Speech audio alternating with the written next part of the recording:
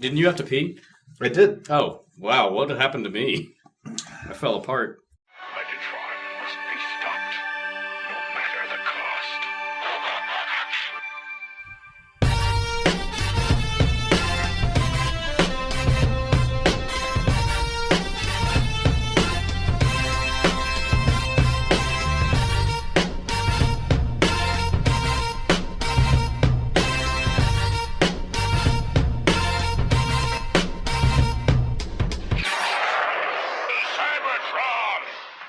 Hello, ladies and gentlemen, and welcome to the Autopod Decepticast. This is a semi-monthly podcast delivering a breakdown of something, usually Transformers related. And this is your episode 94. I am your host, Aaron, and I have to tell you, and I wonder if this has ever happened to the listener. The other day, I was over at my friend's house. In fact, it was co-host Ryan. And I was there to eat. Caleb was there, as was my lovely wife, Melody. And the food, I just have to say, it wasn't pleasant at all. He fixed three things, which, by my culinary knowledge, are rather simple to prepare. Mac and cheese, peas, out of the pod, thank you very much, and chicken. And here's how it turns out. The macaroni was like my socks after walking through a lake, buddy. They were soggy. The peas, oh my God, the peas. It was as if you were making wine and confused grapes with the peas. They were mushed, my friend. And the chicken was so overcooked. I mean, the only thing I could compare it to is wood. And look, I know it's hard to perfect 165 degrees of poultry. That's 75 Celsius to our UK listeners. But just the combination of all three of those items, the main dish, plus the veggie and the carbs, I had to play it off and act like I was full. But then Caleb, the fucker he is, was all like, "You ain't finished. That's bull." I was so pissed. My heart started pumping. I said, "Look, I've already eaten," but Ryan kept piling and piling food on my plate. It was the worst. So I started daydreaming about leaving his house. And I know that's rude, right? But the smell of Ryan's food got me just overwhelmingly nauseous. And so at that moment, like a Tom and Jerry cartoon, I busted out of my chair, right through the closed door. I left a perfect impact silhouette of myself, like a goddamn Looney Tunes character. And so I go home, pop some diarrhea medication. Can you guess my favorite brand? It's Kaopectate. and I didn't remember that. I go to sleep. So we don't speak for 2 weeks. I am afraid Ryan's going to be mad at me. I insulted his food. I destroyed his door. And I start to bring it up. He's like, don't. He's like, "I understand about the food, baby, but we're still friends." And that was the end of it story. Sounds like a delight. It wasn't a delight, but I guess it was in its own way. Those are one of the songs that seems like a really good idea at karaoke until you start doing it and you're like, This is an 8-minute song. This has got a lot of lyrics. For our younger listeners, that's Rapper's Delight. This is just a story about me eating at your These are house getting recently. elaborate. Yes. I love that song. And I like how there was a thing in like the 80s and of like rappers in particular, the fourth or fifth verse had nothing to do with it. It was like started being about food. Yeah, well, there is a radio edit of that song that is like a proper 3 to 4 minutes, but then there is the 8-minute song. And if you're doing karaoke, why would you bring the 8-minute version into it? I never really looked at the lyrics this in depth, but this is part of it. I just read, "I'm going to freak you here. I'm going to freak you there. I'm going to freak you out of this atmosphere. Because I'm one of a kind, and I'll shock your mind, and I'll put TNT in your behind." This song is terrible. Well, this is a song where he talks. One of the rappers talks about stealing Lois Lane from Superman, and he's gonna bust her out with his super sperm. Oh yeah, super sperm. Listen, this is the early days of hip hop. This is the first real, I think, commercial rap hit. Yeah, you got to let it breathe a little bit. It's got to develop. I love that song. It's amazing. All right. And that was the Rapper's Delight cast. Welcome to the show, everybody. Of course, we still hang our hat on our minute-by-minute review of Transformers the movie. Why wouldn't we? It was a pretty time-consuming, if not financially lucrative operation that we had going on, but times go on. And like the rusted corpse of Optimus Prime, we've buried the past and moved on to greener pastures. A shade of green not unlike the camouflage worn by many members of a daring American Special Forces force. What? Special Forces force? Whose whole purpose is to defend human freedom from Cobra, a ruthless terrorist organization determined to rule the world. That's right. the Autopod Decepticast has taken on its new moniker, the Auto-Yo-Decepti-Joe. I wrote down Auto-Yo-Decepti-Joe. Your notes are always hilarious. Sometimes you gotta let it go. I don't have time to correct everything. Well, I will say that in the UK, G.I. Joe is known as Action Force.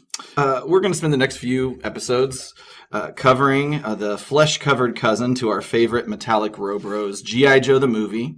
And if you want to check out the 86 movie coverage, it's all out there. Feel free to go back to the beginning. It's a lot of fun. But for the next, I don't know how many episodes, because it keeps changing every time we have a conversation, mostly because of me. It was going to be 3. Now it's going to be at least It could be upwards of 10. 10, good Maybe, Lord. yeah. So some specific people will be happy Anyway, about that. we're going to... yeah, I mean, it'll be... Here's the problem. We'll be bringing in other The way elements. the way I have to do notes to get the flow of the show going. I'm adapted to this minute-by-minute format. It's a little tougher to adapt that to a 30-minute when you're trying to walk through the events on screen. And so I either need to adapt, and if I do, maybe this will pick up a bit of pace, or I won't, and we'll do 10 episodes, and everybody will like it. We're kind of learning a new style here for a little I will while. say I'm kind of like you, Aaron, where I like different. We're not obviously doing as much minutia because we're doing not a minute at a time. We don't know the brand as well. That's true, and so but I like so it takes us longer to research, and also And we don't care about it as much either. Don't say that. I will say We've got a gang of new G.I. Joe followers on the Twitter. Hello, everybody. I will say that in researching this movie and in trying to find ancillary information about it, it does seem to be like the redheaded stepchild. This movie seems like the redheaded stepchild of Transformers, the movie, because you cannot get it in digital form. Mm-hmm. I did another couple hours trying to find a Ron Friedman version. Couldn't find that. Script, I think we're gonna the script. Yeah, the script. Yeah. I think we're gonna reach out to him on email and see what I'm happens. gonna do it. I'm gonna do it today. Are you really? I have his email address. He's responded to us before. That's true. But then also I bought the DVD Might as well. and it's almost like this movie does not want to get seen because the DVD now has taken to doing this thing where if I try to go to the menu without going through all that bullshit up top, if I hit the square on the PlayStation, it just shuts the DVD Oh, off. really? Yeah, I have that problem. I don't know if you and I have the same edition. We probably You have the do. Blu-ray version. Okay, well, I think they're just probably the exact same. In fact, they're probably the same resolution. Let's be right. Yeah. I doubt they upgraded it because, it forces me to watch a solid 10 minutes Oh, yes. of ads, and there's no skipping. And I thought I figured out a glitch that I could use to skip past it, and it only works about 25% of the time. I cannot play it in my computer. Like, I got it to work once to take those screenshots on our Twitter from last episode, but now there's no autoplay. I put it in there. All I can bring up is a bunch of video files. I click on each one, and it's like, this is not supported. Oh, and you know what? I'm not actually watching the Blu-ray. I'm probably watching the same version you have. I have a Blu-ray disc, but it also came with the original. So they probably just packaged whatever is left over from the unsold of what you bought and just jammed it in there and said, here's a Blu-ray too. We love G.I. Joe the movie so far in our I think 6 minutes that we're into it. So before we get into the G.I. Joe times, I just a little bit of news. If you are going to be out in TFCon land, Los Angeles, March 15th through 17th, just want to let you know, away. I, Aaron, the third favorite host of Autopod Decepticast, will be there, along with Mike Seibert of Mike Seibert Radio. And unlike Chicago, we don't have any special presentations or anything. We're just going to be hanging out, enjoying the con. I'm looking forward to hitting up some of the room parties that I've heard goes on, which sounds perverted when you put it out there like that without context. And Well, with the Mario thing that you just talked about, it kind of adds a whole. I'll be in the bathroom. You and start chase me to 412. you start playing Transformers, the video game. Oh God, you must die when that first plane hits you in the face. God, and you just will. I did look up. We talked about this a little bit. I looked up the G.I. Joe NES game, which looks way more fun than the Famicom Transformers. It looks like a combination between like Contra and Teenage Mutant Ninja Turtles because you can switch between like 3 different characters. I think it was well reviewed. Yeah, it seems like it. I'd never heard of it before, and it's not that cheap. It's like $35 on eBay. So gotcha. It might be a little bit before I get to it. Don't buy it as a joke. Yeah, I don't buy anything as a joke, baby. So in regard to TFCon, so we'll be there if you're going to be in town. Would love to clink a glass, rub elbows, or perhaps even bump uglies. just kidding. I made it clear that Ryan won't be there, and there won't be any elevators. That's a Callback. So since Mine is the ugliest of bumpings. Since this is temporarily a G.I. Joe podcast, let's talk about the Joe-related guests at TFCon. We're going to have Jack Angel's going to be there, who is Ultra Magnus and Cyclonus in the Transformers world. He's Wetsuit on G.I. Joe. Jerry Hauser, I wrote as the voice of Sci-Fi. I assume that's a G.I. Joe character. I didn't write down I didn't write down the connection to Transformers. Neil Ross, as we all know, is Springer and a half dozen other characters. He is Shipwreck. He's going to be at TFCon. Michael Bell, of course, Prowl, Sideswipe, and the voice of Duke, certainly most famously. Morgan Lofting had some small roles on Transformers, Firestarter, and Moonracer. Female Autobots. And she's the Baroness. Bill Ratner, the voice of one, I believe this is how you pronounce it, Dashiell Fairborn, codename Flint. And he played a version of Flint, by the way, in the Transformers episode The Killing Jar. Oh, we're all about to die in a horrible plane crash. It's happening. Arthur Berghart, of course, Destro, G.I. Joe, Devastator on Transformers, and a few writers that shared on both series will be there. Donald F. Glut, Flint Dilley, and of course, Ron Friedman is going to be there. It could be dramatic. And also, before we get into it, I want to give a shout out to Sean, that's Serge Bama on Twitter, for retweeting our last podcast where we covered the opening sequence to G.I. Joe, the movie. Thanks for doing that. Oh, the live tweet? The live tweet, that's correct. I want to also give a shout out, if there's anybody listening, to the contributors at yojo.com, which is kind of a collection website. They catalog all the toys and the vehicles, 3 3/4, and actually on all the way to the modern day, more contemporary toys. But for me, it's been a great resource to find all the names of these characters on screen. Basically, I'm like, okay, the one that's wearing all red and has a lizard face, and then I just go find that toy so I can figure out their name and learn more. I had to do that with the vehicles. I looked up it's like there's so many of everything. So that's been a great resource. So I have a section here for banter. We probably had too much of that already. Ryan, you got any good grit stories you want to tantalize our taste buds with? Ooh, I love it. No, I'm out of grit formation. But I do have some corrections from last episode. I said that Jim was a reaction to Barbie and the Rockers, when in actuality it's the opposite. That made more sense to me. But Barbie's, but wait. Well, explain, because obviously Barbie's been around for much longer than Jim. Yeah, well, The Mattel... subline of Barbie and the Rockers. Yes, Mattel got wind that Hasbro was making a rock and roll girl doll and rushed Barbie and the Rockers into production, and they beat Jim to market. Oh, really? Okay, Yeah. gotcha. So it still was corporate espionage. Yes, definitely. Okay. And that's on the toys that made us, and the woman is very proud of it. Okay. That she pulled that off. She's past the She's statute like, of limitations. She's like, yeah, motherfucker, that shit's probably illegal. The rededication ceremony, we did the last episode, question when that happened. The Statue of Liberty, that was Liberty Weekend, this was July 3rd, 1986. And it was also a celebration of the centennial of Lady Liberty. Nice. And then we talked about, how Joe, this is not really a correction, just an addition, how Joe and Cobra lasers are different colors. It occurred to me that it's the opposite of Transformers, whereas the Joe lasers are red and Cobra lasers are blue. And in Transformers, it's not lasers, but the Autobots had blue eyes and the Decepticons had red eyes. Oh, They flipped the script. Gotcha. That's all my corrections and additions. Okay. Thank you for doing that. I'll do last episode recap. So we saw a multitude of mass marauders make way to murder America's Maiden of Emancipation. And a good-looking group of government godsends put a gag on the grievous goons with a garden variety grab bag of guns, grenades, grappling hooks, and a grandiose display of global diversity. No wonder this takes you so long. He spends all the time on the intro and the alliteration. Humoring himself. That's right.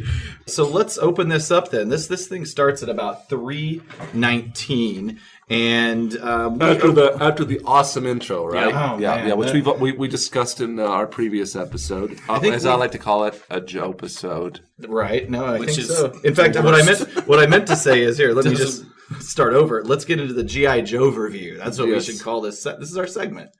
Yeah, this is the Joe review, and I was referring to on our last Joe episode. It's not good. We can make it work. I'm going to shoehorn that in there. Uh-huh. This has been kind of a side debate on the old texting convo. I say Joe episode, they say Joe review. It's not a debate. It's just fun. It's demonstrably Joe episode is worse by a wide margin. There will be more of that to come, certainly. Sure. So we open up to the familiar music of one Robert J. Walsh, R.I.P., who composed many a great background music sequence for Good many stuff. shows at Marvel Sunbow. He died just last September at the age of 70. But as his music is playing, we have a dragonfly landing Yeah. on a reflection of the moon in the lake. This- And right off the bat, some really amazing animation. Yeah, it's good stuff. This is a real, this is a movie trope, which is called Always a Bigger Fish, where a fish comes out and eats that bee, and then immediately the catfish jumps into an the mouth of an alligator. I can't believe that's a trope of a thing getting eaten by a thing getting eaten by another thing. Oh, you see it all over the place. Usually it is usually it's refers to heroes being saved by from something by a bigger something, like Jurassic Park. They're saved from the raptors by the T-Rex, Right. Or in Moana, in the realm of monsters, an eel tries to eat her, and then a plant eats that eel. Right. That You kind could of say thing. the eel eating the Princess Bride, saved by Fezzik, who clumps it in the mouth. And Well, but then that pulls doesn't. her He doesn't out. really eat. Yeah, no, at the same. It has trope. to eat it Yes, for it to be. Yeah, it something has is to be eating eaten. something, eating something. Otherwise, he's just. So if Andre the Giant would have yanked the eel out of the water and just started No, chewing its fucking head off, Right. then- Well, no. What would have had to happen is that the eel would have eaten her, and then Andre the Giant would have okay. eaten the I eel. see. Although usually But it's... no, but we're talking about being saved. Yes, but it's not by someone who's doing it for good reasons. It's a coincidental saving by something that probably would have eaten you anyway okay. if that other thing hadn't have been there. All It's the Phantom Menace does it in the underwater. Okay, I'm with it. We have spent way too much time on that conversation. Sorry. So, it's the in a very so it's very circle of life, and this right off the bat, I just looked at it as is this movie's way of telling you right off the bat that it's fucking hardcore, man. I think it's doing a few Fucking different things. I think it's doing one thing. It's showing you the setting as a swamp, and it's probably true. It's a dangerous, it's a dangerous place, and It's rough out there, kid. Cobra's notorious for establishing their bases in dangerous environments. Is that right? Is that a thing? I can't. Yeah. I can't remember from the television. Absolutely, show. Okay. and they want to, they're going to set up their places kind of hazardous. People want to stay away from it. Also, I would say though that also the this trope is good at kind of demonstrating that there's always somebody that's bigger and badder than you, and I think it kind of shows the relationship with G.I. Joe, Cobra, and Cobra-La. Oh my god! It's levels, baby. So that crocodile is Cobra-La. It's the metaphor. In a way, it kind of. I think it's just kind of going. And then that's why whenever in just a second when you hit it, that you see the reflection of Cobra in its eyeball. Holy shit! Mm. This is levels. Yeah. So as the crocodile whips its tail into the water, the credits start to roll over the screen. We covered that in fairly extensive detail in the last episode. And yeah, to Caleb's point, we see in a very cool piece of animation the reflection of the Cobra troopers getting That ready to vehicle's drive. called a stun. That's correct. Very good. And do you know what the driver is called? Frank. Honestly, They are motor vipers. When he's on break. It's Is Frank it- Zappa. Yeah, it's Frank Zappa. That would be weird. Just smoking cigarettes and making Music. songs 200 forever. motels. Yeah, and the terrible movies. No, those are motor vipers, and which are, like you said, the Cobra Stun is a multi-terrain vehicle. These folks drive off, and I'm just gonna say it. Something kind of weird emerges from the lake here.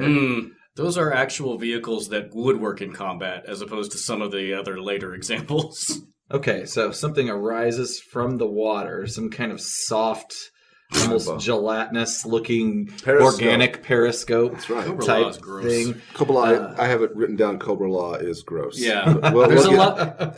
Yeah, look. Cobra-La is ...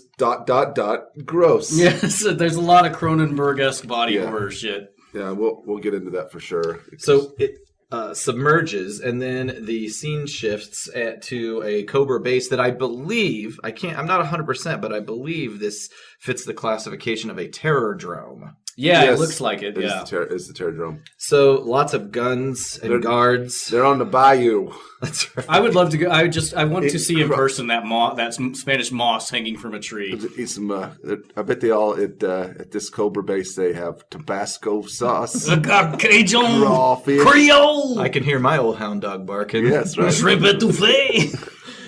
Okay, we're at the Terror-Dome, and we have a nice, fully animated, no static background sequence here. Yeah. It's really cool, where the top of the Terror-Dome opens, and a fleet of these flight pods launch and buzz past some watchtowers, over those incoming stun vehicles, which are just kind of driving onto Cobra property here. We did have a question last episode what those things were called, and they're just called flight pods. Yeah, that's correct. they're prominent in the Joe-verse. It's just They're used like a lot. they have such creative names for everything else, and they're just flight pod. I don't know why they had to release them just to go catch up with those I think it vehicles was. and turn back. I think they were scouting. I think they were trying to see who was approaching. Yep. Okay, interesting.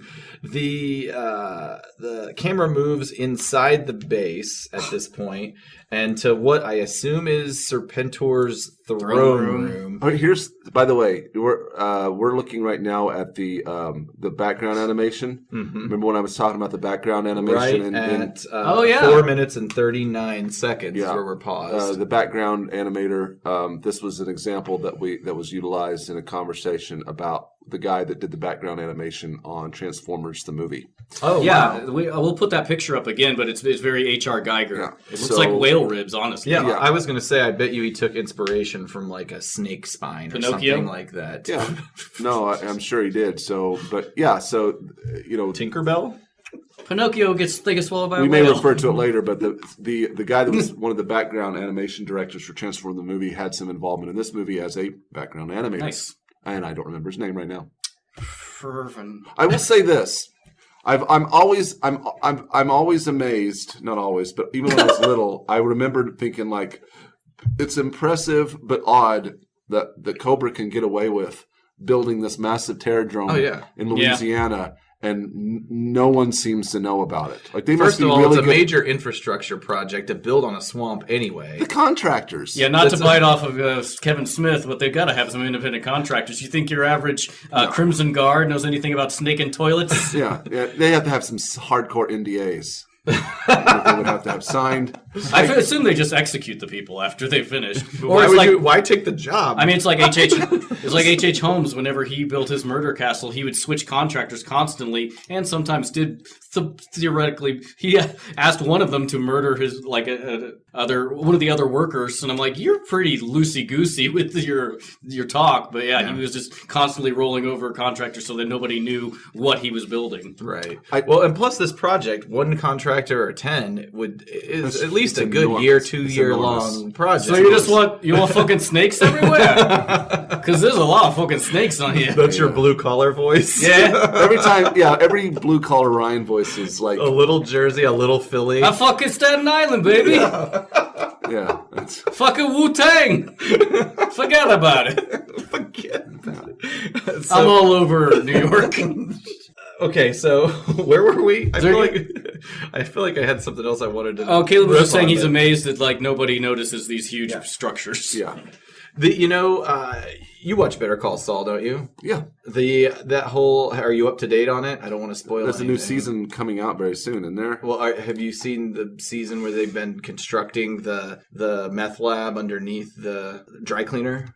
You must be a season behind. He's a blank look You on his better face. you better pop up. I mean, it's very relevant to what we're talking about. Shit. Because what you know in Breaking Bad, they have the spoilers. The last spoilers one to I everybody saw, out there. spoilers. The last one I've seen is where his brother burns himself down in his house. Okay, yeah, you're Have there been- behind by a season. No shit. Yeah, you got to catch up. Oh my god. So Didn't know. at any we all know that it's not a spoiler unless you've never watched Breaking Bad. And if you haven't, punch yourself in the face. But take it easy on yourself. It's not that great. Shut the fuck up. So you're going to elicit violence from the world because that show is Come at me, baby. Anyway, there's a meth lab underneath a dry cleaning facility, and that all burns down by the end of the show. But this show is back in time, Better Call Saul, and you're seeing that get constructed, and he has to get contractors to do that. And you see him, like, there's a sequence of, he has to interview different contractors to see if they've got what it takes to pull off the job and investigate them. And Mike plays the heaviest role in checking the background on these people, and finally they settle on one, and it's the whole big plot line of the season. What do you want? You want a fucking meth lab? Is that what you're looking for? He actually gets a guy from, I believe, Germany. So German meth lab? Is that what you want? I do that. So he's interviewing. You know that Cobra has an HR department. Mm-hmm. They have to. They have to. Do you think they abide by like sexual harassment? Absolutely not. Absolutely not. Well, you know that they do abide by kind of diversity rules for sure. Yeah, that's true. Well, first of all, this is the 80s, so nobody cared what women said. Yeah. Like, those complaints are getting ignored. Well, despite that, the Baroness rose to the highest ranks of the organization. She's competent. You're fired. Moving on. Darn it. Sorry. Gosh. Okay. You guys know that to an alligator, everything looks like a pork chop? Is that like when on Looney Tunes when a hungry Sylvester looks at another animal and they just turn into a talking hot dog? That's right. Kind of like that?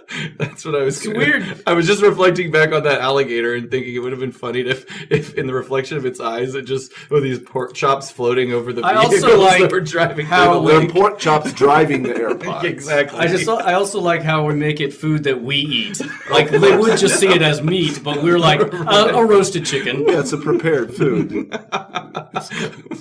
Yeah. It's clearly a cheeseburger flying in the sky. It's just another metaphor to layer into this. We're at the Cobra base, as I recall. The camera is inside the base. We're going into Serpentor's throne chamber. Oh boy, he is coming in hot. Insults ablazing. Out of his, where's he coming down from? His suntan chamber? Yeah. He's been tanning. He never takes that outfit off. It's got to be smelly, right? Yeah, you think he never takes that outfit he's off. so covered. Like it's such a dumb looking uniform. You hate Serpentor I hate for some reason. Serpentor. I love him because he's so crazy. Here's my question. Never liked him. Is that an outfit? Is it just as part of his body? But Does he have scaly hands? No, he's cloned from humans. So weird. You think that? Yeah, but we're about to learn about Cobra-La and his ties to that. There's got to be some. Now, just weird. I think the headpiece is a costume, but he has real life snakes that are Those always snakes around him. perplex me. I talk about the snakes later, but also there are so many snakes in his costume, in his little hover thing, in this chamber. He's like the Rob Liefeld of snakes. So, they're his pouches. Yeah, they're his pockets. He has green hands. Yeah, that's the weird thing is they should be gloves, but there's a fingernail on it. Maybe, that happens all the time in cartoons. In my opinion, he's just kind of a level above like a birthday magician with the snakes and the costume. That would be great if the snakes that were around his neck were really just those party snakes where you open up and they fly out of a peanut brittle. Anyway. Okay, so I'm going to complain about him a lot, by the way. I love Serpentor. He's tearing into this team of witless fuckabouts. And Cobra Commander, who, by the way, is looking very dapper indeed. It looks like he just came from the opera. In a red... he looks like he was performing in the opera. He's got a red and black cape. Yeah, he has a pimp cane. He has a cane. He's got a cell phone on his belt. That's right. It's like I thought it was a Triforce. Whatever. And he's got you meant the buckle. And he's got these cape pins that are golden Cobra cape. Good. He looks great. Yeah, Did he ever wear that in the cartoon? No. He looks stylish now. He doesn't look like that clown Serpentor. I know he is very well dressed. So as Cobra Commander, he's not going to take that shit. He takes offense to what Serpentor's saying, and he tries to rubber glue the accusations of incompetence back at Serpentor. He really misreads this room. I know. So Cobra Commander tears into Serpentor. We see Destro, the Baroness, Major Blood, the twins, Mindbender. Sorry. Buzz Dixon in the commentary says that Major Blood's only appearance is in the intro, but he's in this room. He just doesn't speak. Yeah, he's done talking. Although I think he doesn't speak I think in he the got intro a vocal either. credit. But and also Zartan and his siblings are in there. Which, side note, I didn't realize he had so many siblings. They're kind of looking at each other. They've always been swamp folk. Which is weird. It's They're weird. biker folk.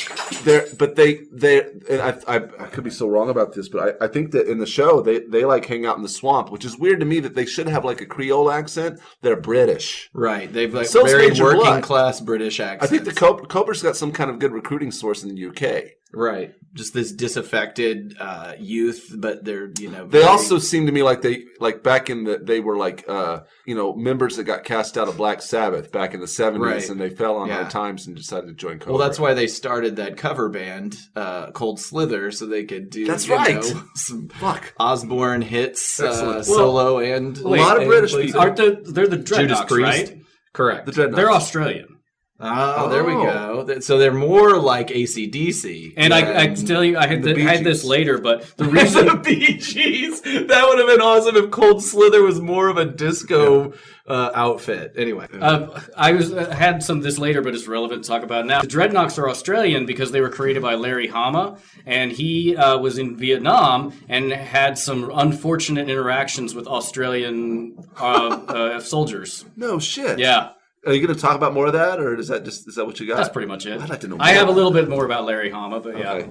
For me, that's really interesting that how some of these characters are developed, and that particular story is interesting to me, and hopefully we can find out more about that as we move forward with these episodes. I'll just move forward with this moment. Thank then. you. So Fuck you. I have a little bit more about the Dreadnoks. Do They tell. were originally meant to be a race of humanoid bears to capitalize on the popularity of the Ewoks from Return of the Jedi, but Larry Hama, who was writing the comic book, was critical of that proposal, telling Hasbro, "You can't have good guys running around shooting at teddy bears." Also, and you so, based just on don't what have- Ryan said, he just made the decision to change the characters to obnoxious bikers, and it's Australians to obnoxious Australians too. That is bizarre. Like, why all of a sudden are we introducing sentient animals? Although I guess we kind of do later, but in the movie. Right. I like it. So, and of course, we've already mentioned Cold Slither. Cobra Commander is tearing into Serpentor still at this point. Caleb, you said it would be good to play poker against Cobra Commander. Yeah. Well. Oh, because of his reflection? No. I never thought about that with the faceplate. No, what I was saying is like, Why can't I win a single goddamn hand?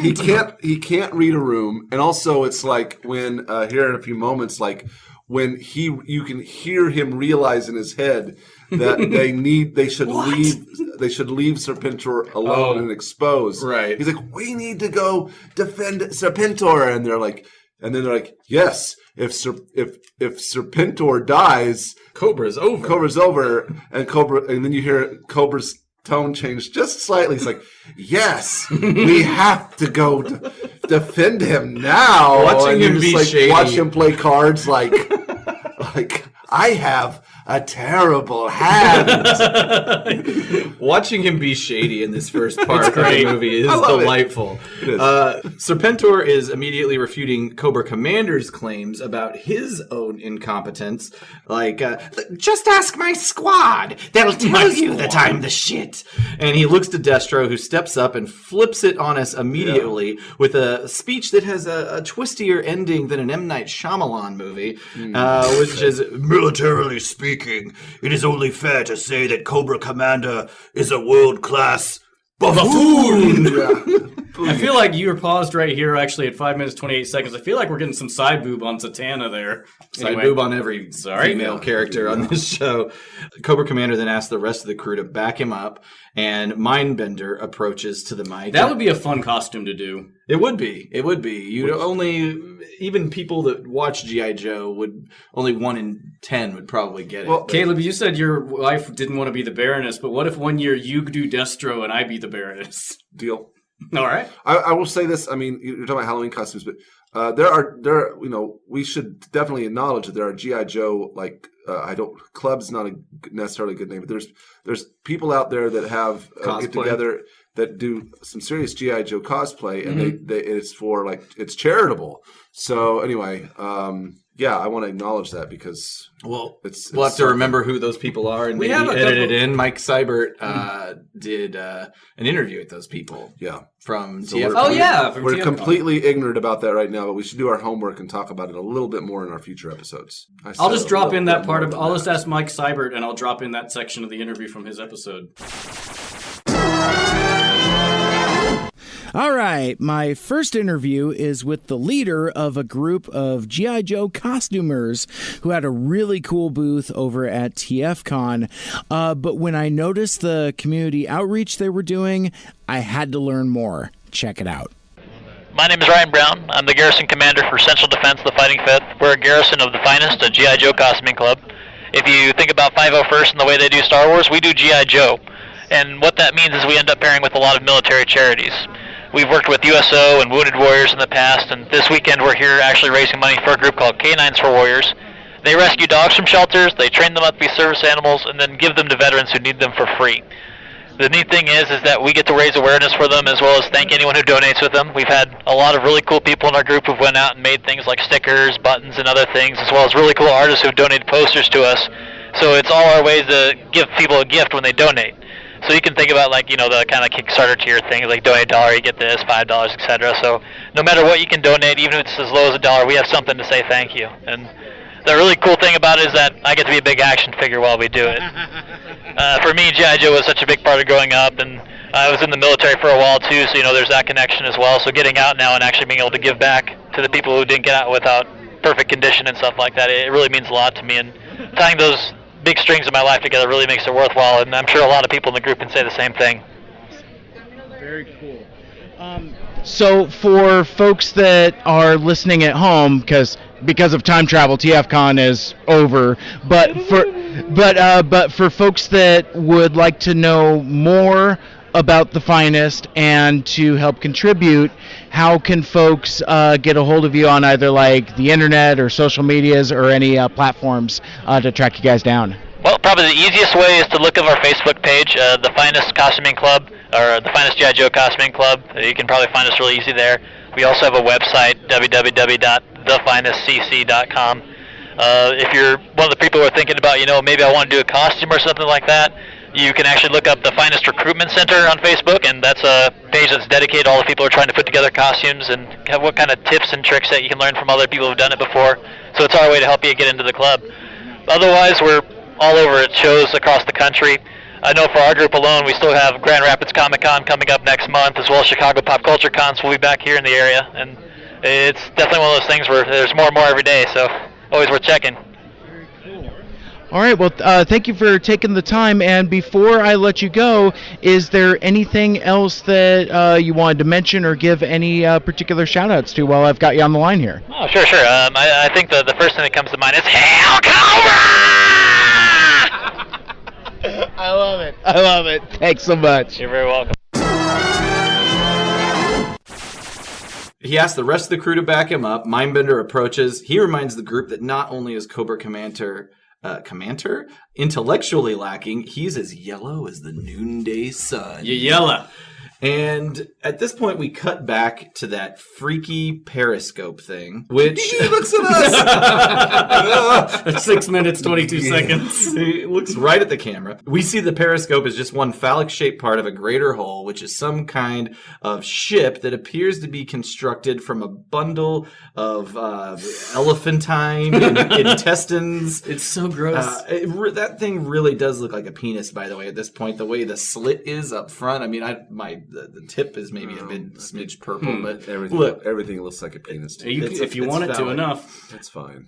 we get a close-up of the figure. Even Go ahead. the sound it makes whenever this thing melts around her is so gross. It's like, I think the writers just had a gross out competition, or maybe the sound designers. Like, how can we just make this? what do you think that thing disgusting smelled as like possible? inside? The ship kind of opens up, and there's a mysterious cloaked figure who has. We can see that they have the skin texture of a burn victim, but they emerge from the machine. You seem to think this is skin, and it's clearly armor. It's an armor. You think so? Yeah, her suit is armor. Has the armor that looks like the skin of a burn victim. suppose. How about that? I guess. And that person, this thing, whatever it is, it kind of tests out an electric fence here. She's got yoga pants on, okay? That's all that really is. It says juicy. We don't know. Or pink. Yeah, it's both weird. And they test the electric fence. And by the way, I don't know the gender of this hooded It's true, we figure haven't yet. gotten there yet. I just know that they seem to be very evasive and, cloaked people. Also, slit-eyed. Serpentine. Correct. That's what we know so far. Irises. Test out the fence, and it releases some kind of four-headed eel to gnaw a hole This thing. in the chain links. You mean you've never seen a four-headed... No-assed animal. I guess that's has a very specific purpose. I guess it's genetically engineering. Like, there's no way that thing is developed by nature. She should have just used her nails on it, but Chris, I guess She tried. No, we'll get. Let's get to that in a second. Okay. Let's put a pin in that because that'll come back up here. So the eels do their thing. The cloaked figure, gender neutral, bipedal organism, jumps through the hole in the fence, and now we're back to our friends in the inside of the Terror-Drome here. It's Cobra leadership. We see Cobra Commander and his closest quote-unquote friends are just piling on and on and on about a failed desert campaign. Which I think is a real reference to something. Probably is. And Cobra Commander goes on to say it's all unsubstantiated. It's fantasy. It's lies. Lies. This is like lies. It's like an episode of Big Brother or The Real World. It really is. No. I immediately feel bad for him at this Yes, point. it does a great job of making you feel bad for Cobra Commander, this movie. I would love to see Cobra Commander in an episode of The Real World or like The Celebrity Apprentice. All we have to do is script it. We'll do our own radio play. Excellent. Okay, it's Look on. forward to that, listeners. Next project. Oh boy. We are back to the external of the building here, and we see our clandestine intruder sneaking in between some spotline beams. One of these kind of basic Bob-type troopers. I believe they're just called a Cobra Soldier. I couldn't find a fancy name for this guy. Guys with the black face masks. Correct. So this is a cool sequence. He's manning the tower, gives a little peep through the side of his gun here, and through the peephole we see this figure running toward the trooper, and with a whiff of her cloak, taken down. But however, that's enough noise to alert a room full of. Do you know what these are? Absolutely not. Televipers. And is that what it says on the badge? Like, that's where you have to clock in. And they're alerted. They know that there's something going on outside, and the voice they have is quite familiar. It's one of Chris Latta's many voices. At this point, we see the Crimson Guard. They rush to the armory. They grab their cool. rifles. They all grab the rifles, yeah. Insert the clips and move on. Technically, that's a magazine. Oh, God. I didn't know that. I didn't know I was a gun The nerd. editor of Guns and Ammo was here with me today. The hooded figure approaches an entrance that is closed. Before its eyes, it closes in front of it. And it extends its claws. Here we see, I'll just say her. Those look like feminine hands. Sure. She cuts through this door like butter. There's no reason I can only assume she couldn't she cut has through acid that claws? electric fence. I don't know. Same application, though. No electricity. Fence. Yeah, but she touched that fence. It's not like she just went like a little... I know what you're saying. If those acid claws can do that to metal, she shouldn't have a problem with electric. Sure. Yeah. But we do want to know. But obviously, they wanted to allude to the fact that there's some kind of strange biotechnology. And you want to get as many bites at that apple as possible. Sure. So Yeah. you're just throwing a bunch of different... Like, Yeah, it's like man. when James Bond gets a bunch of little tools that are very specific for certain things. Use it once. Yes, there's the unitaskers. Yeah. So the Did you just pods make that surround word up, her. or is that like No, Alton Brown uses that word. interesting? Okay. The pods attack her. She jumps in through the hole that she's created. She jumps down a series of flights, which remind me pretty of cool. the video game on Nintendo, Ghostbusters, the first Ghostbusters. In reverse. In reverse, yes. Oh, God, that's a frustrating-ass game. She happens across some mechanics. I don't know if they have special names or not. Let's. Unfortunate dupes. They look sharp. All the Cobra guys look pretty They sharp. do look no stains or any, no grease on their Good uniforms. shirts. She pulls out kind of they're working on fire bets, by the way. She pulls out an alien whoopee cushion and injects the atmosphere around them with some kind of nauseous gas. Yeah. Slides right by those guys. Oh, if you could pause it at 8:46, right there, whenever Destro says there's an intruder, look, security's been breached is what he says, but on this enormous screen it just says intruder alert. That's all that screen is there for. There's no feed, there's no video, it's just, hey, shit, it's like the warning light in your car. It's the least useful information. It's like the warning light in your car if it was about 4 feet by 3 feet high. Right. Maybe there's another message on there. It just says, no intruders. It's an everything's okay alarm.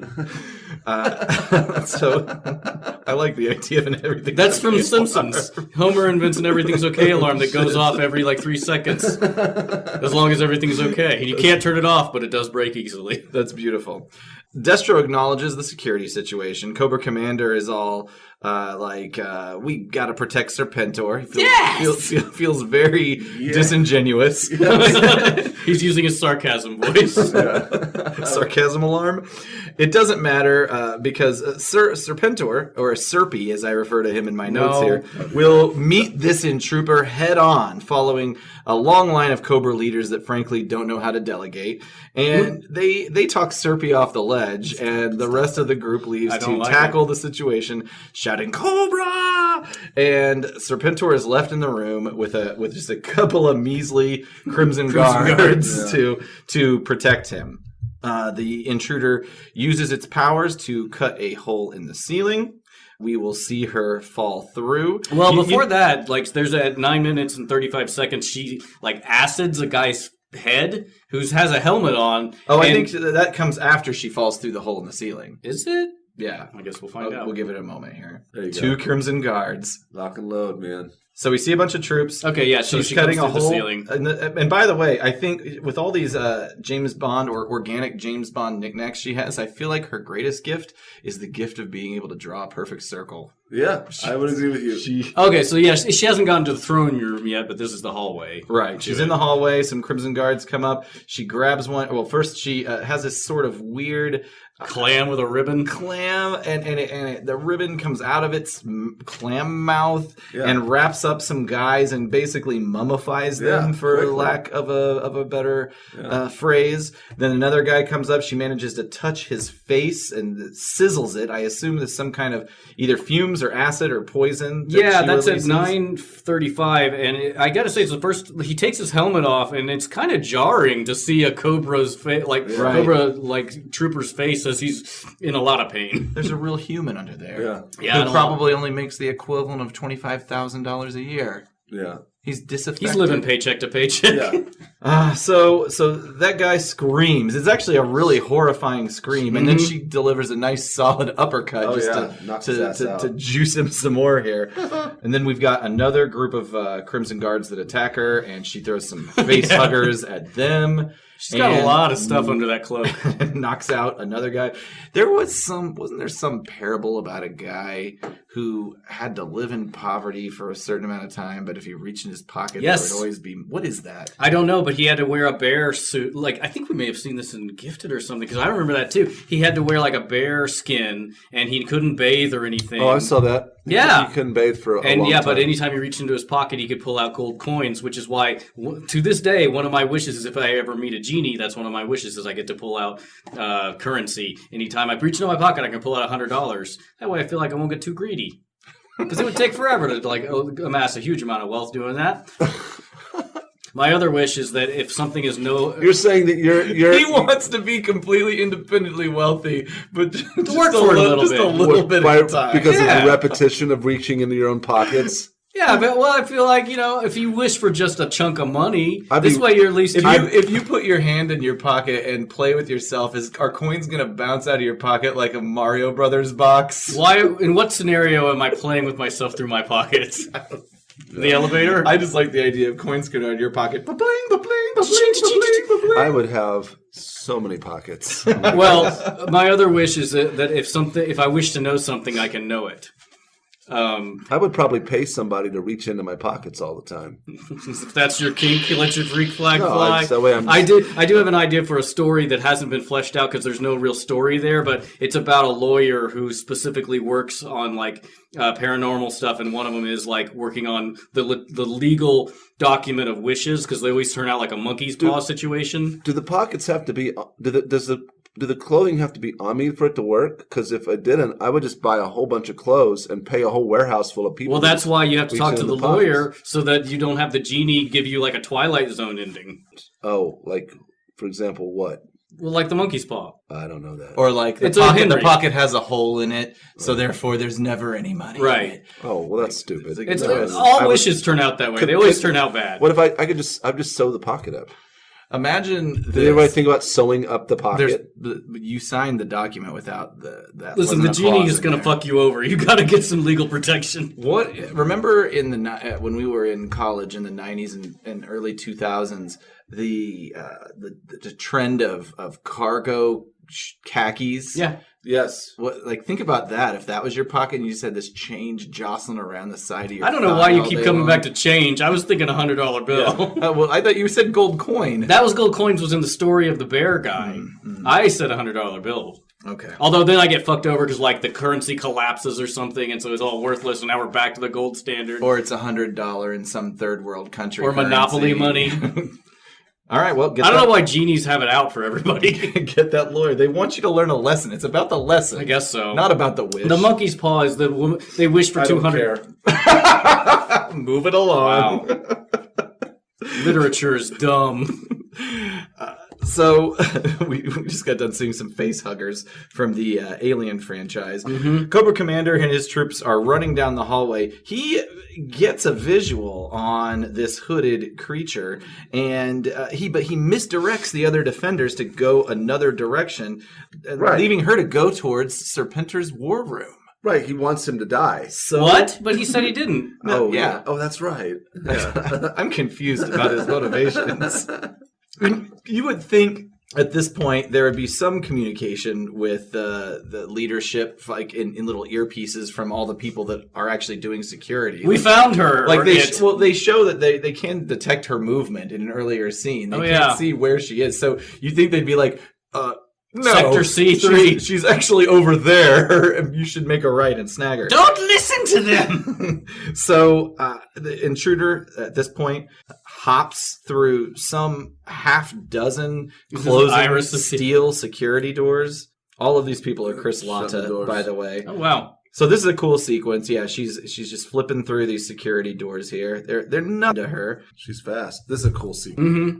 I like this bit where she gets to the throne room. Like the. I like how as she's walking down this pathway here, she just drops a couple of like rando alien on those- grenades on on those those guys guys below, that are, yeah. that are in the trenches and just Oh, yeah. gasses them out immediately. Serpentor at this point kind of sees what's going on. He hits a button and fires some kind of crazy needle cannon at her. None of that really works out. Somersaults that past iris that. thing closes, and it's really cool. It is really cool, but what is it doing there? It's just like, I'm going to put this barrier up in the throne room Yes. that she could have just walked around. No, She- it's on a bridge. It covers the whole bridge. Does it cover the whole Yeah. bridge? Okay, all right. Well, I still don't think it's the greatest barrier in the world. But I think it works. I guess if it's going to give you an extra 5 seconds, Sure. everything counts. So at this point, Serpentor hits the other He's like, button, peace. and he is trying to sink himself into the basement. 2 face huggers, 2 red crimson guards out, but she manages to slide into the basement. Does a quadruple somersault. I wonder if any of these people were Olympic gymnastics. You'd think people that's where you before. go to recruit. Yeah, exactly. I mean, they're they would have to train Like, go to hard Russia. for years to pull this off.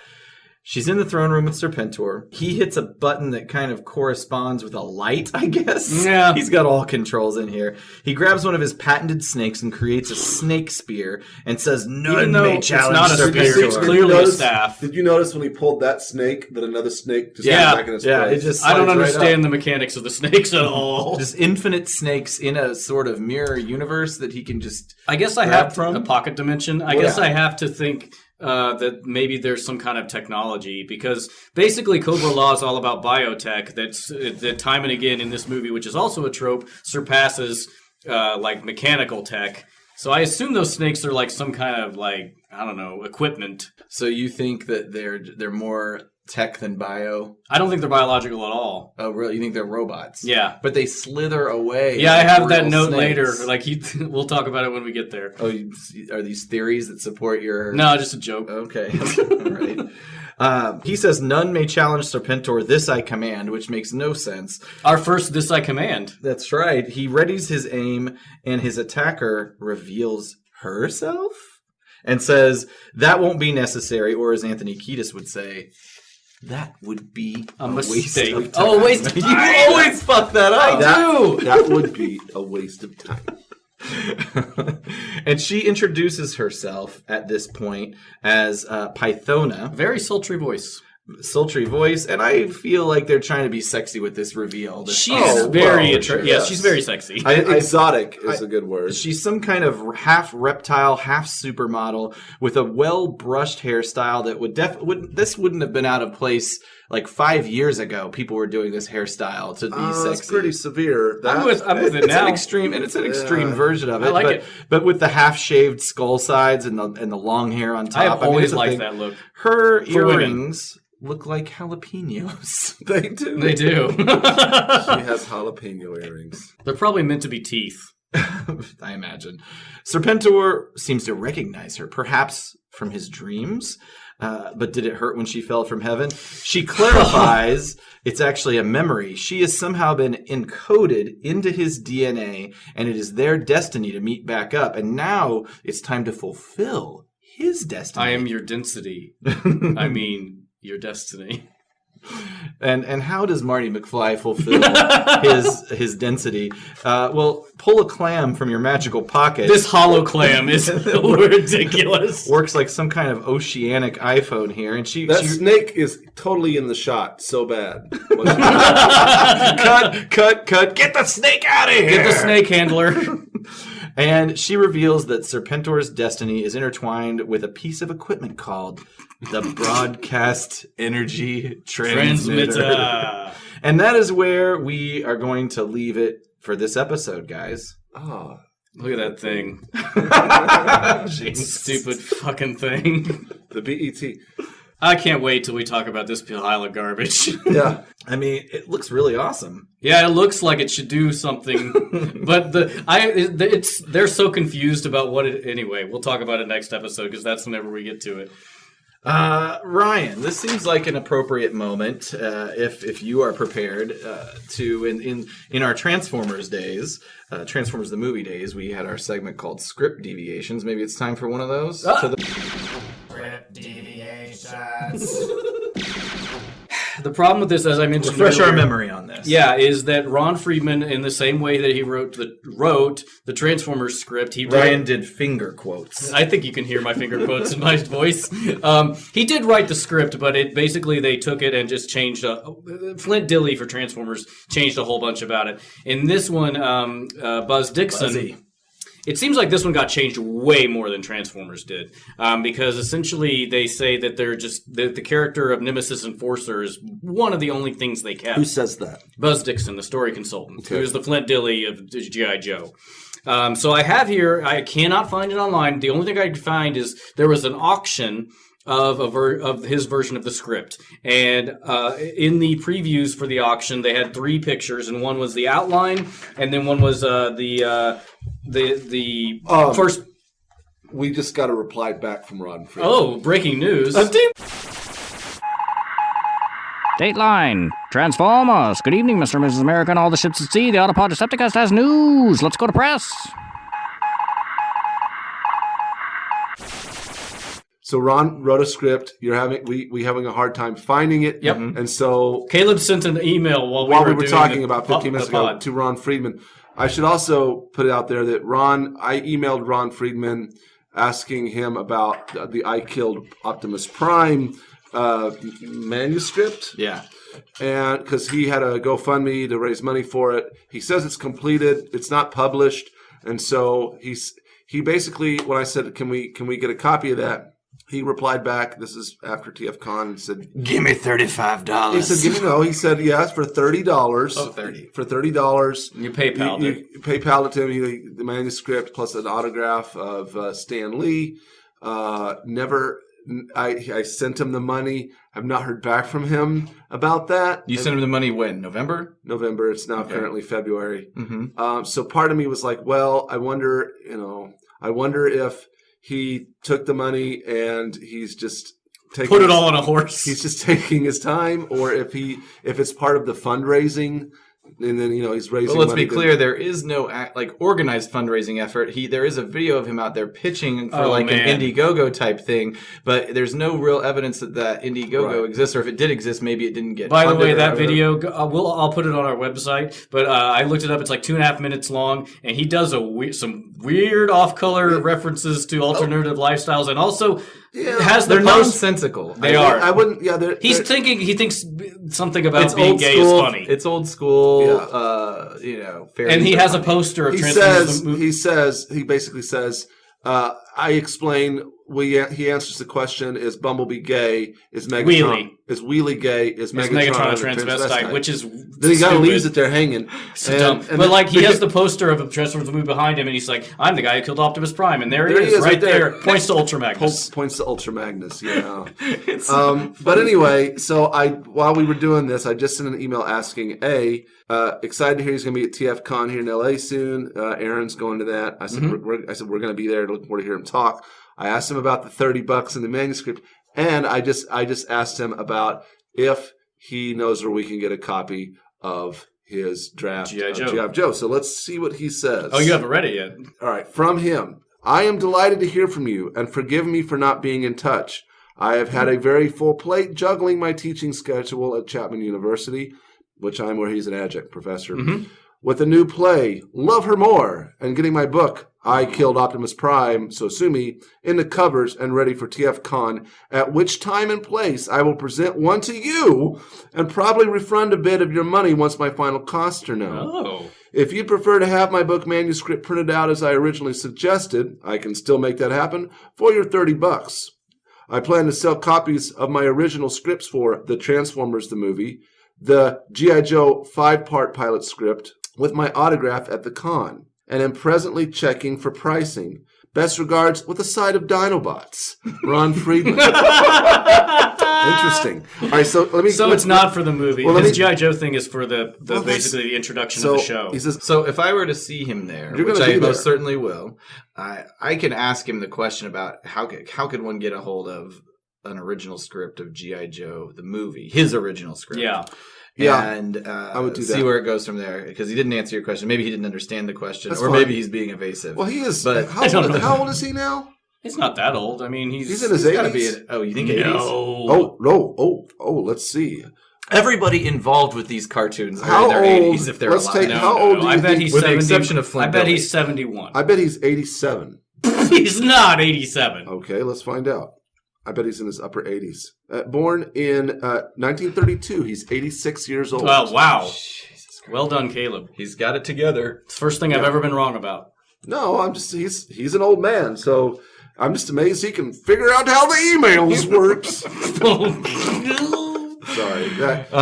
With love and a side of Dinobots. That's pretty That's cool. pretty funny. I know I had a little contention where he wasn't giving me the... Where's my money, But Friedman? he has replied within a matter of a half an hour. Yeah, that's impressive. And so I think we need to decide if... I will not bring out the switchblade when I see him, as you directed me to do Let's earlier. not even joke about shit like that. I would say we need to reply. And what would you prefer, the book or his? The book will manuscript? probably be higher quality, but the manuscript may have a certain je ne sais quoi. So is he saying the final book will be at the show? That's what it sounds like. I could just we could have both. And we could have both. True. He's getting I Killed Optimus Prime into covers and ready for TFCon, at which time and place I will present one to you and probably refund a bit of your money once my final cost. This may be APDC exclusive news what I would that has do not is been announced. I would say this. If I were you, I would say, you know what? I'll take the book with your autograph. Mm-hmm.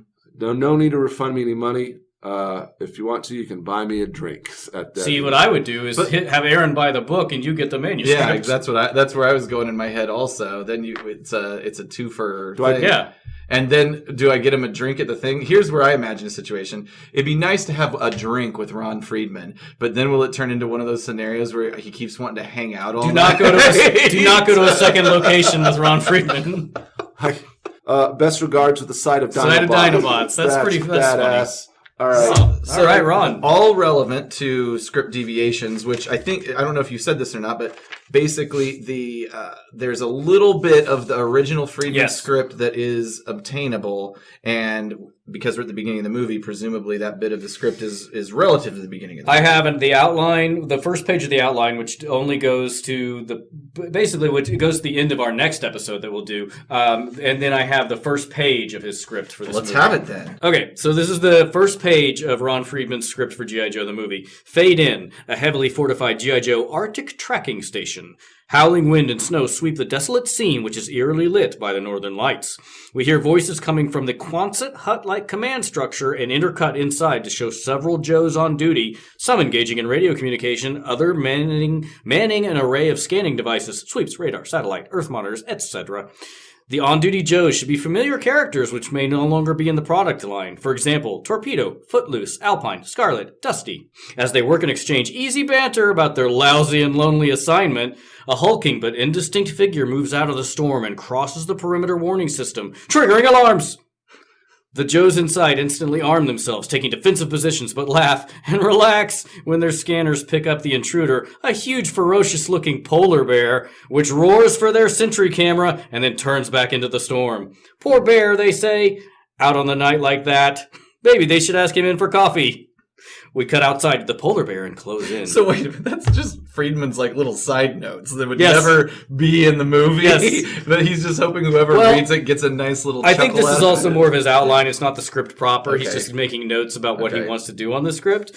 We cut outside the polar bear and close in. It's no ordinary bear. In fact, it seems to be half bear and half man, which was the Dreadnoks. Man bear pig. The Earth sign equivalent of a werewolf. And then, as we look on, the bear transforms itself into a huge, man-like creature we have never seen before. He's grotesque, powerful, menacing. Later, Enforcer Nemesis. Yeah, I think it's meant to be Nemesis Enforcer, who apparently had transmogrification powers in the script originally. So, cutting to the outline for G.I. Joe the movie, that he has that part up there. And then Nemesis Enforcer is able to adapt and kill. He uses the bio-life drone creatures, which may coil around the heads of dead Joes and impersonate their voices exactly when they need to return radio and video contact with the other Joes. That's weird. It's a little bit like the Insecticon bombshell. Or the movie The Thing. It's basically The Thing. Ryan. I've never seen that movie. You're crazy, man. That's like there my favorite my John sci-fi Carpenter movie. cred. That's the best. It's so good. Is it more sci-fi or horror? Sci-horror? Horror-fi? Horror. I would say it's more horror. Okay. The result is that Joe does not know that the outpost has been destroyed and will not learn about it until Hawk takes command and discovers, maybe before taking command he learns this and gets Hawk to believe him, and they provide the clue of the location to Cobra-La. Now it cuts to showcasing the new Joes. Maybe Shipwreck has been away a while and is introduced to the Beavers by Roadblock, which I guess is the name of the new group. Joe. Yes. The Beavers. Instead of calling them Rawhides or Roughnecks or Beavers. Shipwreck's been gone a while. Everything's a beaver to a guy who's been out on the ocean for a while. Is that the crocodile seeing the pork chop? That's right. Everybody's a big walking vagina. And we see that Jinx has bad luck and deals with it. Because of her name. You should hold on that because for when we actually do introduce those characters. Okay, yeah. If that's okay. Yeah. No, we can stop there. All right. Absolutely. There'll be a little taste of that. So Jinx is in there. Jinx is in there. Not just Nemesis Enforcer Nemesis. And then just for the Buzz Dixon stuff, because he does a commentary on this, he's the story consultant. He talks about meeting Sergeant Slaughter while he was doing his line, says he was a cool guy. Also met Burgess Meredith. I did want to play you a recording I have that I took off the commentary of him talking about Ron Friedman. And just he's very nice about it. It's just it's great. Now you'll see I have story consultant here, and Ron Friedman gets the written by credit. Now, Ron wrote the original script to G.I. Joe the movie, but a different take was wanted to be approached on it. And in the process, we basically went back to square one. We used one of the characters he came up with, Nemesis Enforcer, that you'll be seeing in a bit. But Ron had a contract that guaranteed him written by credit. That's where he ends that statement. There's no, he doesn't say anything else. Well, but it's like, good for Ron for having a good contract. He had an amazing agent, I feel like. Yeah. You gotta start somewhere. Well, his idea for the movie was completely different. Like, or I'm sorry. I'm totally defending Ron since he replied to my email. You're riding that dick.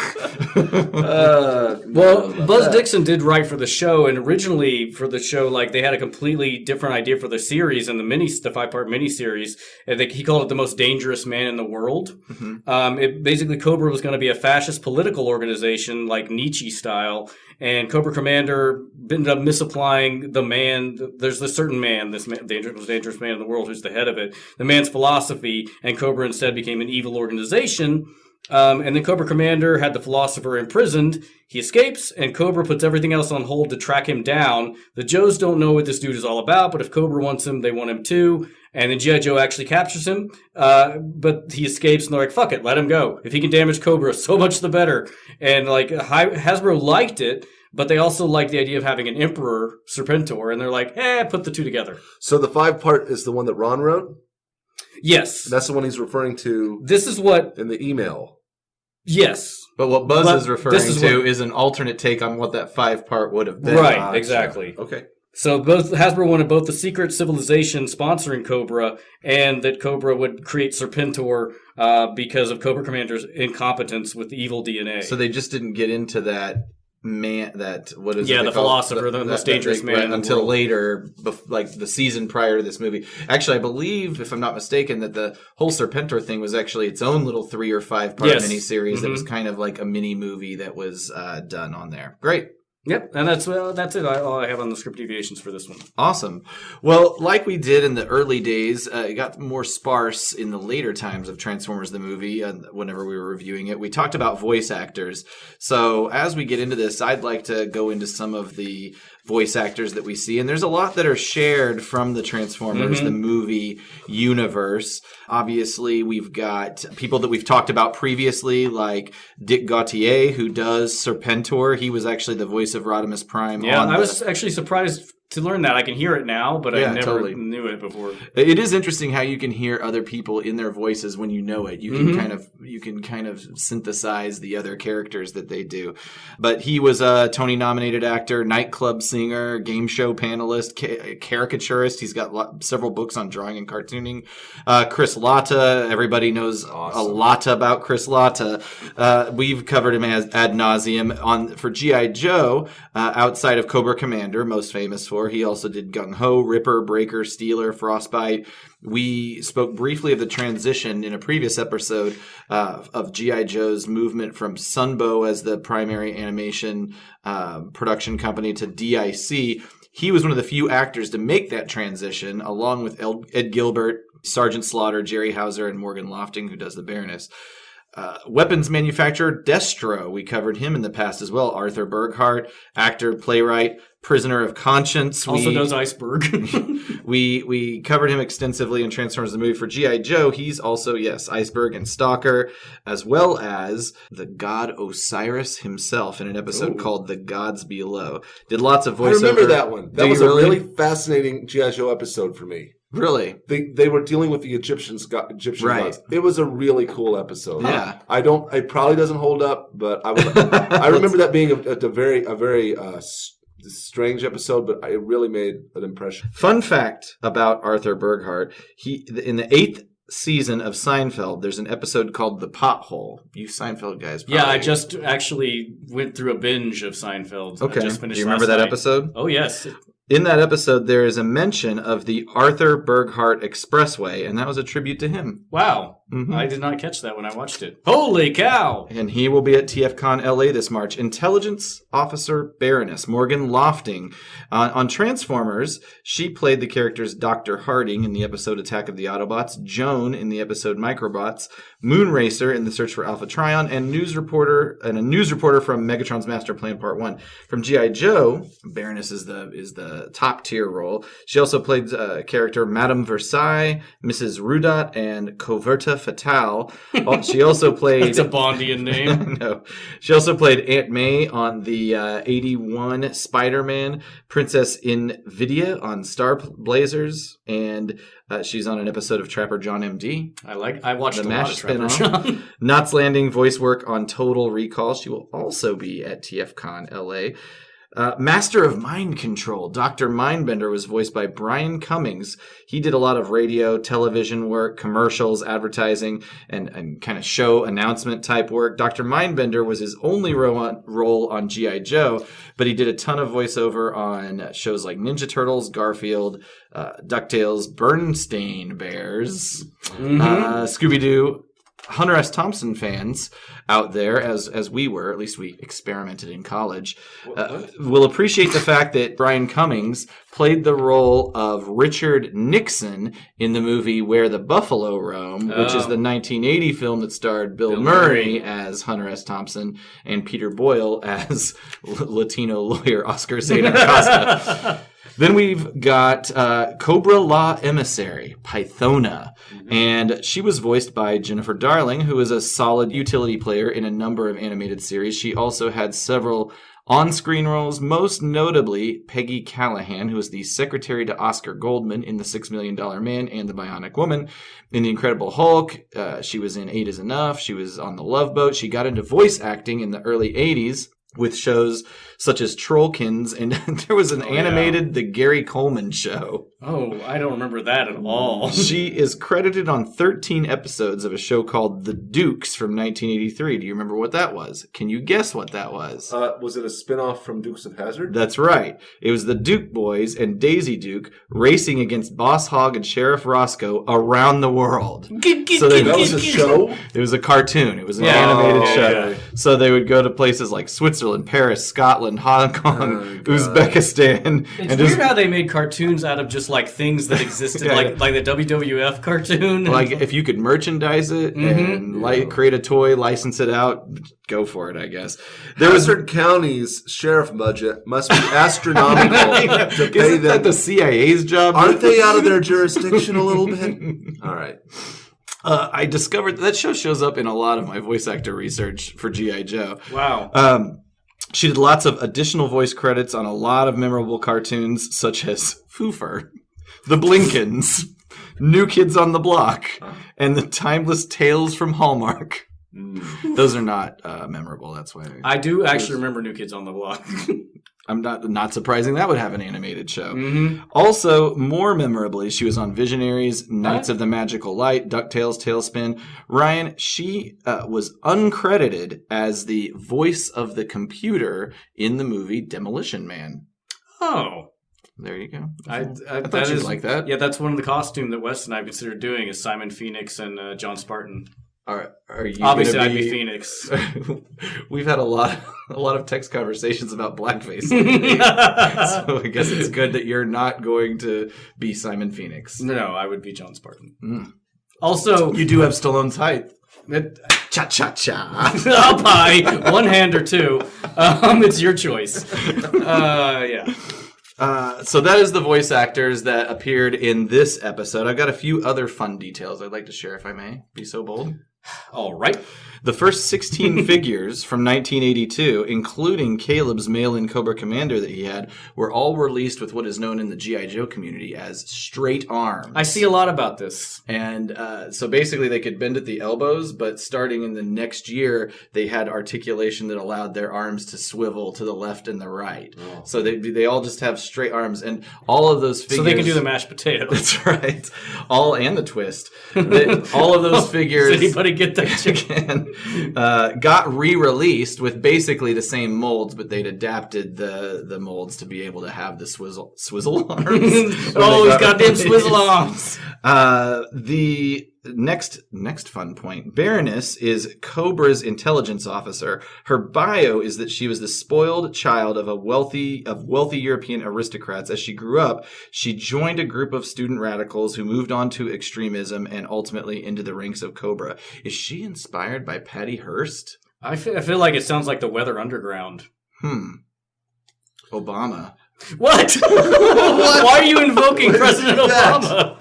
Because remember, that was a big deal during the 2008 campaign. I can't remember the guy's name. He is a university professor that is like good buddies with Obama. That was a part of the Weather Underground. Oh, I vaguely allegedly had some linkage to bombings, and people are like, Obama's best friend is this left-wing terrorist from the 60s. Yeah. I just know it's a common conservative thing where they criticize the European elite and and obviously this is a play on like this is what happens, which doesn't make any sense at all. Well, I also like it that we had like accusations of fake crimes from a president. Whereas now we have real crimes. Nobody. Right. It's fine. Everything's fine. How are you? I just thought it reminded me of Patty Hearst, guys. I'm sorry. Wealthy aristocrat. Patty Hearst. Faked kidnapping, perhaps. I actually don't know that story that well, other than the fact that she showed up and she was holding part of the group. Machine guns. I can see the connection. Robberies. Absolutely. I don't know that for a fact. I just made that connection. However, welcome to speculation litigious it may be. Dr. Mindbender, his profile reads that he was. I just thought this was funny, and maybe I don't know how canon this is in all of the G.I. Joe universe, but this is hilarious to me. Dr. Mindbender was at one time an excellent orthodontist. And a very kind and honest man. He tinkered with electric brainwave stimulation as a means of relieving dental pain, but made the tragic mistake of experimenting on himself. He underwent a complete personality change and became hateful, deceitful, and vain. That's actually a really good bio. I'm sure these are all written by Larry Hama. Dr. Mindbender abandoned his practice and devoted all his time to perfecting his digital brain scrambling into a hand-portable weapon system capable of reducing the most strong-willed individual into a cowering wimp. I like the idea, though, that he does all this Cobra stuff, but he still has to go into the office sometimes. Does he still work? Is he their dentist? Yeah, he totally would be their dentist. I'll be a dentist. But I just like that he's still trying to juggle that practice and doing Cobra as well. You might feel a little sting. Yeah. To finish out his bio, Dr. Mindbender doesn't think he's deluded. He feels like he used to be deluded. Now that he's seen the light, or the dark, if you will, he feels it is his personal mission to bring the miracle of thought control to each and every one of you. That's a really interesting backstory. Orthodontist. Pythona appears. One more little interesting fact I discovered. It seems like Pythona, for what they gave figures to all of the Cobra-La people that we'll see later in the movie, but Pythona did not get one, and she did not have a figure, at least as far as I can tell. Correct me if I'm wrong, Joe fans out there. She the RC of the Joe-verse? Really, exactly. Until 2000, which is also just weird because there were female Joe characters that had toys. But until 2016, she got a 3 3/4 figure. They were putting out figures that were either, I think they were based on the original molds. So but although there was no original mold, but they built it to look as shitty as those original molds, and it came out then. And it was a Collectors Club membership exclusive. So that was kind of interesting to me. So now's the time, guys, when we all maybe want to talk about our iconic Joe-ment. Yes. Great. Well, Caleb, you go first. What? Well, I think eventually we do need to work up some sort of but more of a iconic high-pitched Joe-ment eagle kind of, screech. an explosion. Eagle screech. Maybe, I think it's more like fireworks. Eagle screech, fireworks. Machine gun. Maybe a machine gun, and also marching band music. Yeah. Okay. Make those I'll four put that things together. happen. Iconic Joe-ment.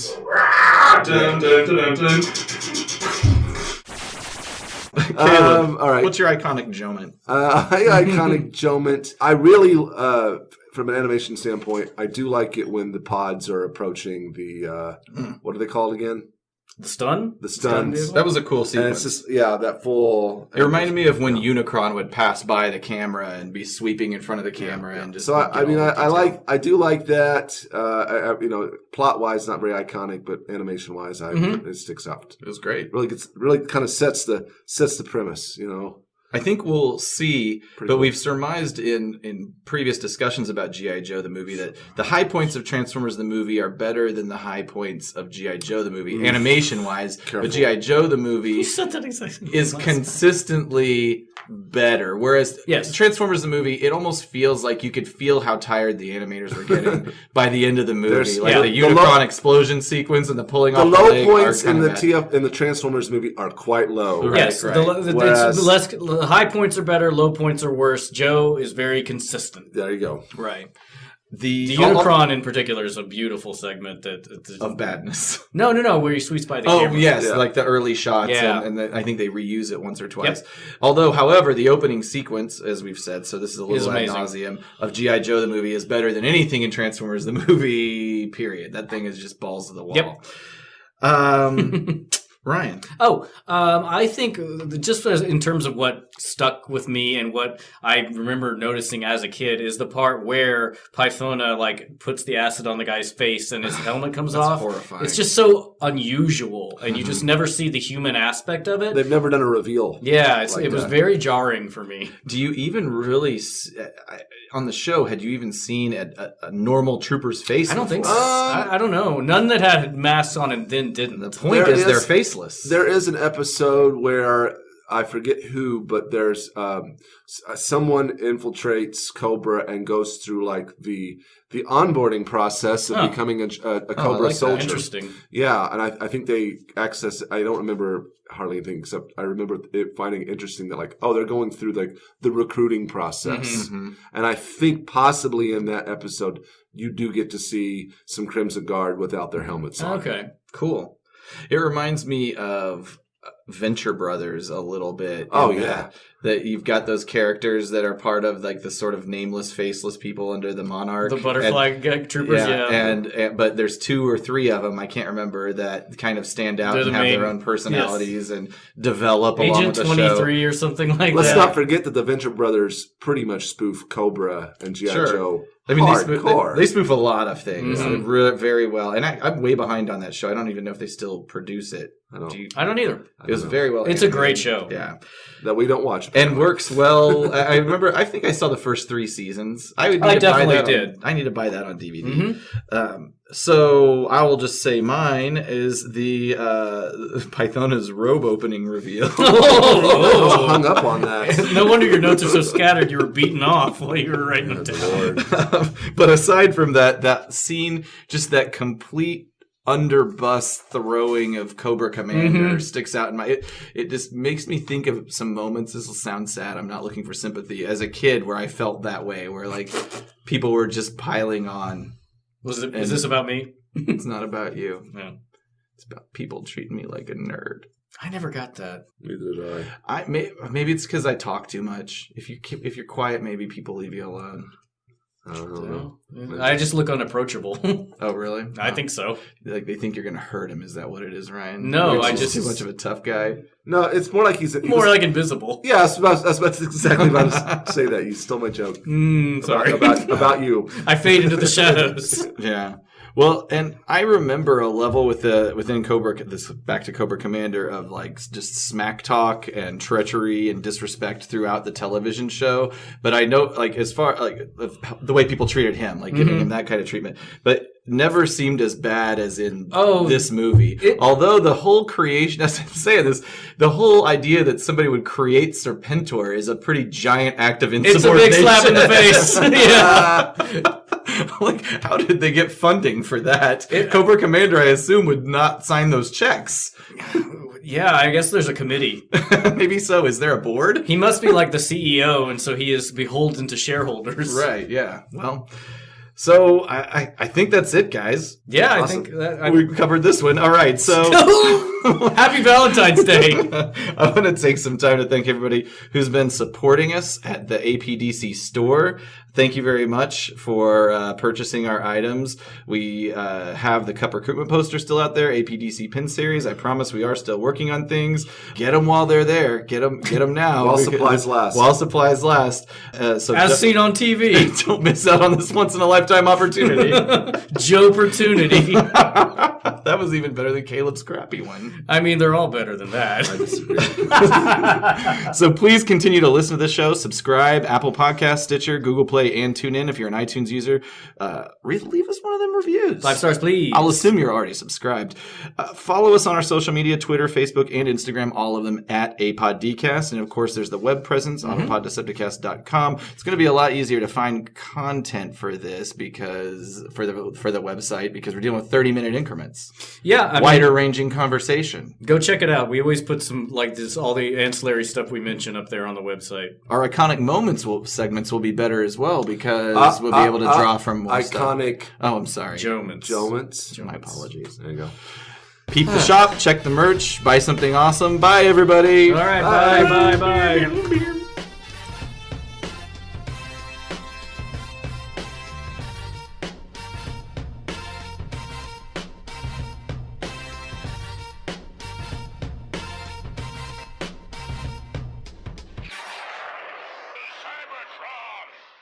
Not really. Ryan, tell the story about the Craigslist. Yeah, tell the story about the chasing. You were talking about this a little bit earlier, but we didn't really get into it. It's from Reddit, and it's really old, and West is the one who turned me on to it, because she's on Reddit all the time. Or a Tumblr. I think she got it from Tumblr. That's nice. It's an ad that's probably not real, but I like it. It's called I Want to Chase Someone. What? I am seeking somebody who...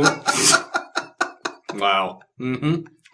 I am seeking somebody who will let me chase them. Age and gender doesn't matter. You could be real old or a lady or black as long as you can go real fast. Do you know that when you read like that, you sound like you talk like kind of like a John C. Reilly character? I'm purposefully putting on a voice. Okay. I know, but it sounds like John C. Reilly's kind of funny character. He got it from me.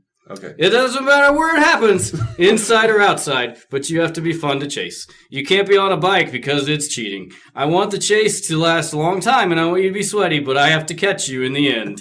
If I don't catch you, then you won't get paid, but you can't let me catch you and be easy about it, and if you do, you won't get paid. After the chasing, you should say something to me like, good running, or you're very fast, and give me a high five. One hand high five or both hands high five. Not because I told you to, but because you think it afterwards, and you should post a picture of me on your Facebook and make the picture caption say, he caught me. Let me know, thanks. I do think he's really good, or she is really good at laying out the rules. I mean, obviously you wouldn't want to hire somebody that's like, oh no, you caught me. Yeah, he's really front loading. Like, this has got to be convincing. Yeah. I want to know if that was executed on. Did he get to do it? I know that's this must be a joke, but I just let's put a really weird gig out there and see what we can do. Do you show up like I'm here? All right, so. You ready? I bet. How do you initiate? I think you gotta work it out in the email, you know, because it's from Craigslist. So. All right, like they just meet in a park, and as soon as they make eye contact, and they know, I'll be wearing the red parka. Boom. How would you do it? Like here's how I would do it.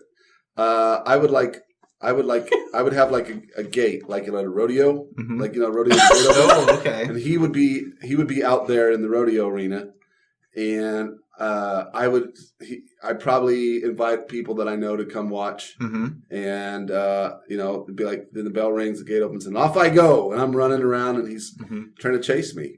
I think that I like that because a nice twist to that is you have to dress up like a bull, and he has to dress up like a clown. No, a matador. Or whatever. Oh yeah, I would also accept clown. You could be the rodeo clown. Yeah, I like that too.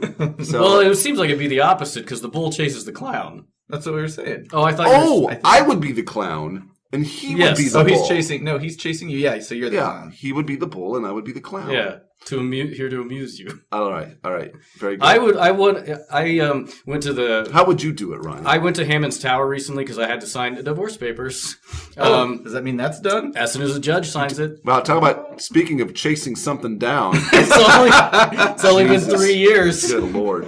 But like, I really love the 70s aesthetic of the Hammond's Towers, and it's mostly all law firms in there. But there's a certain smell to a 70s building that I really enjoy. Anyway, I say all that to say this: like the lobby of the Hammond's Tower, I'd want him to come out of the elevator, and like I'd be sitting in one of the chairs, and he'd just take off, and I'd take off after him. He'd take off after you. If I was the chaser, that's what I would ask. So it tells you something about Ryan. He assumes he's the chaser. I like the idea of like the boundaries would be Hammond's Tower, like wherever, like you have access to the whole building. Oh, I do. Whenever I went there, I liked the building so much I just wandered around for a while. Yeah. It's good to put a boundary on it. Then it becomes like a Mario Kart. I feel like that's probably illegal to just run around a building, though. Well, I think insofar as that let you. I'm just trying to say, like, if you could make your own rules here, sure. You know, that would be a fun one. The mall might be a fun one. Yeah. That would be a Seems good dangerous. Why? Running into people. I would do it after hours. It's empty mall. How about an empty baseball stadium? Like, there would still be clothing and merchandise in the mall. I love movies that are set in closed, you dress up as commercial spaces. Be like a mannequin, like don't find me.